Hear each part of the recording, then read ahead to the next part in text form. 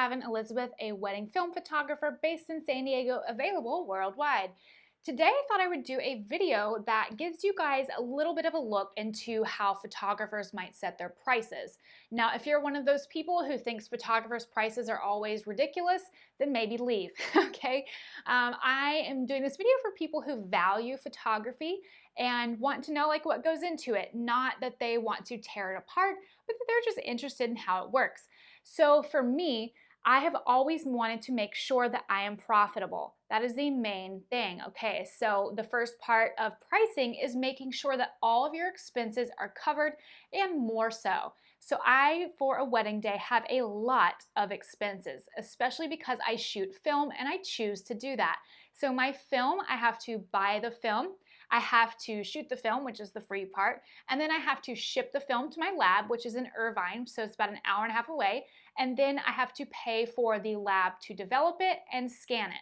So I have paid for all of these little parts, so it's pretty much about $2 to $3 every time I click the shutter when I'm shooting with film. So that's why I'm always like, people please don't blink, because that's a very expensive blink. But anyways, it is a huge cost for me, but that is something that I want to take on. I love film, I love shooting it. It is a huge part of my life now. So that's one of my expenses. Another one is paying my team, so my second shooter and my assistant, also my editor, and anything else. So maybe it is like my online gallery fees, all of those little kinds of fees that add up. So expenses for weddings can be really high. Now, it's not just the cost of doing business that you also have to take into account. It is also skill level and experience and just general talent. Also the services that you provide. I provide a lot more services for my clients than other photographers might. So I'm doing a lot of research with them on engagement outfits, locations. I'm curating these selections for them, and that takes a lot of time. I'm also spending a lot of time answering advice questions. I tell my clients they can come to me with anything, and I will pretty much give them unlimited hours of research. That is a lot.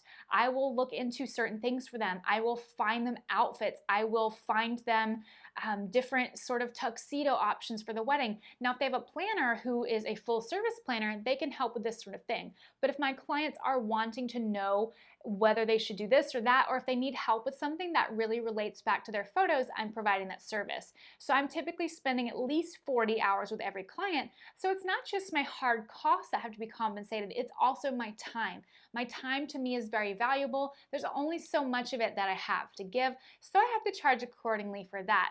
Now again, when it comes to cost of doing business, there's also big overall business costs like your advertising or your camera equipment. Those things are very expensive sometimes. And it's cost a lot, especially in California, to even have a business. There's high legal fees you have to pay. I also have to pay for insurance every single year. I have to pay for my accountant. I have to pay for my accounting software. All of these little parts of a business that really go unseen by the client, but are something that we have to pay for.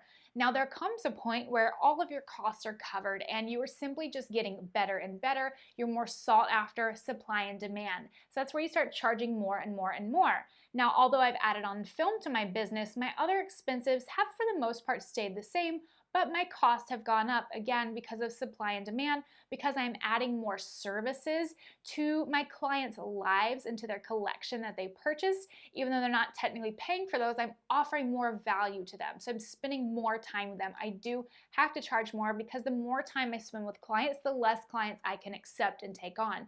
So for 2020, I'm actually reducing the amount of brides that I am taking on. I'm only going to be taking on probably 12 to 15 couples as opposed to 15 to 20. And I'm doing that for a lot of reasons. One, because I want more time to foster kittens. If you want to know anything about that whatsoever, video up here all about kittens. And I also want to be spending more time with my clients. I want to have fewer clients, but really get to know them better. I am a very hands-on photographer, and that is something that my clients are looking for, and they are willing to pay the premium for it.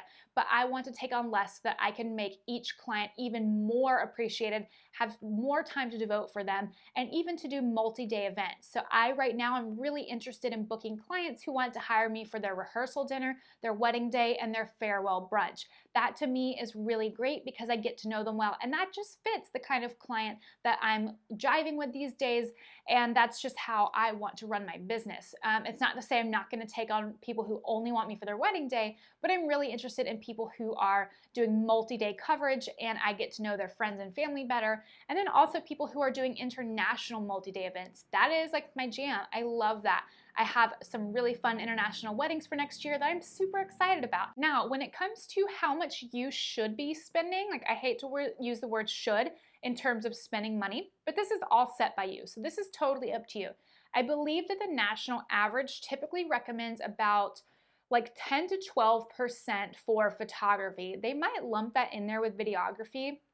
We ended up spending, I want to say 14% on just photo for our wedding. We didn't do video, and that was our choice to not do that because that was our high priority for us, and we really wanted who we wanted, and it was something that we made as a decision together. But I would say 12% is maybe a good estimator for, kind of middle of the line. Photography is definitely a priority for you. Now, if photography is like the most important thing to you ever, then you could certainly maybe shift that to 15% for photography. If your photographer is a little bit more, like your dream photographer costs more than what you've allocated, you can get them without spending more money overall. That is possible. It is all about reallocating, okay? So you're not spending any extra money. You're just spending more on the photographer, spending less elsewhere. So maybe you cut out favors. Maybe you stop serving alcohol 30 minutes before the reception is over and switch to coffee. There's so many things that you can do to reallocate funds